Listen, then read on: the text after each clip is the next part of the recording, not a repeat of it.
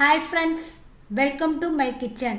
இன்றைக்கி நம்ம பண்ண போகிற ரெசிபி வந்து பாலக்கீரை பூண்டு தொக்கு. இது சாதத்தோடு நல்லா கலந்து சாப்பிட்றதுக்கு ரொம்ப டேஸ்ட்டாக இருக்கும் பாருங்கள். சாதம் கூட கொஞ்சம் நெய் விட்டு நீங்கள் இந்த பாலக்கீரை தொக்கை போட்டு நல்லா மிக்ஸ் பண்ணி சாப்பிட்டிங்கன்னா அவ்வளோ டேஸ்ட்டாக இருக்கும்.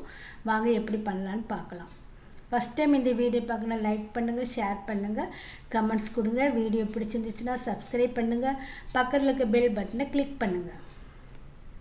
அவ்வளோ டேஸ்ட்டாக சூடான சாதத்தில் மிக்ஸ் பண்ணி சாப்பிட்டு பாருங்கள். குழம்பு எதுவுமே உங்களுக்கு தேவைப்படாது, சைடிஷ் கூட தேவைப்படாது. 2 அப்பளம் சுட்டு அப்பளம் வச்சிங்கனாலே போதும் உங்களுக்கு.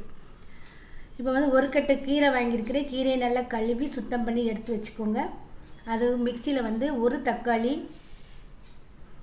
ஒரு 4-5 பல் பூண்டு போட்டுக்கோங்க. மஞ்சத்தூள் ஒரு அரை டீஸ்பூன் மஞ்சத்தூளும், ஒரு டீஸ்பூன் அளவுக்கு மிளகாய்த்தூளும், 2 டீஸ்பூன் தனியாத்தூள் போட்டுக்கோங்க. கொஞ்சம் உப்பு, கல் உப்பு போட்டு மிக்சியில் பேஸ்ட் பண்ணி எடுத்து வச்சுக்கோங்க. ஒரு கடாய் வச்சுக்கோங்க. கடாயில் எண்ணெய் விடுங்க. கொஞ்சம் நிறையவே எண்ணெய் விட்டுக்கோங்க.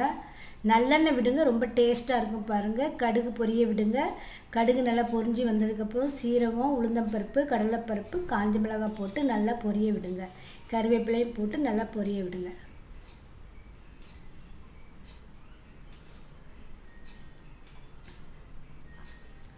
நல்லா கருவேப்பிலை, காஞ்ச மிளகாய் எல்லாம் போட்டு நல்லா பொரிஞ்சு வந்ததுக்கப்புறம் பொடியாக நறுக்கிய வெங்காயம் 1 போடுங்க.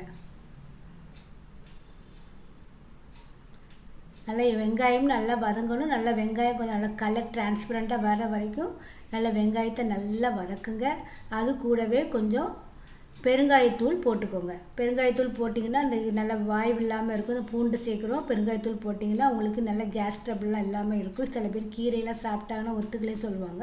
இந்த பெருங்காயம் பூண்டெல்லாம் போட்டு பண்ணிங்கன்னா நல்லா டேஸ்ட்டாக இருக்கும். இப்போ வெங்காயம் எல்லாம் நல்லா வதங்கிட்டு இந்த சமயத்தில் நம்ம அரைச்சி வச்சுருக்கிற பேஸ்ட்டு போடுவோம்.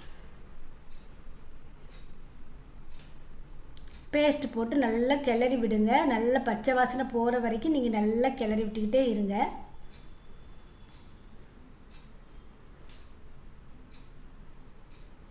நல்லா எண்ணெய்லாம் பிரிஞ்சு வர்ற அளவுக்கு நல்லா கிளறி விடுங்க. இந்த சமயத்தில் நம்ம வெறும் மிக்ஸி கழுவுன தண்ணி இருக்குது பாருங்கள், அந்த தண்ணி மட்டும் கொஞ்சம் விட்டுக்கிட்டு நல்லா கிளறி விட்டுட்டு மூடி வச்சுருங்க. நல்லா மசாலா நல்லா வெந்துடும் பாருங்கள். தக்காளி, வெங்காயங்க எல்லாம் நல்லா வெந்து ஒரு கிரேவி இதில் வரும் பாருங்கள். இந்த சமயத்தில் ஒரு 2 டேபிள் ஸ்பூன் அளவுக்கு புளி தண்ணி நல்லா கட்டியாக கரைச்சி வச்சு ஊற்றிக்கோங்க. இது வந்து ஆப்ஷனல் தான். உங்களுக்கு புளிப்பு வேணும்னா நீங்கள் விட்டுக்கோங்க, இல்லைன்னா நீங்கள் விடாமல் தக்காளி போட்டுக்கினாலும் அதுவும் நல்ல டேஸ்ட்டு தான் கொடுக்கும். இப்போ கழுவி க்ளீன் பண்ணி வச்சுருக்க கீரையை போட்டு கீரை போட்டதுக்கப்புறம் எப்போ மூடி வதக்கக்கூடாது, திறந்து வச்சு தான் வதக்கணும். நல்லா கிளறி விட்டுக்கிட்டே இருங்க.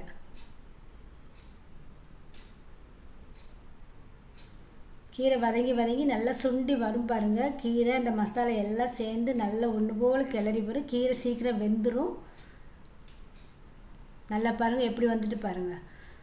அவ்வளோதான், கிரேவி உங்களுக்கு ரெடி ஆகிட்டு நீங்கள் நல்லா மூடி வச்சுட்டு நீங்கள் சுட சாதம் வடித்து அந்த சாதத்தில் போட்டு மிக்ஸ் பண்ணி சாப்பிடுங்க. சுவையான பாலக் பூண்டு தொக்கு ரெடி ஆகிட்டு. கண்டிப்பாக அந்த ரெசிபி ட்ரை பண்ணி பாருங்கள்.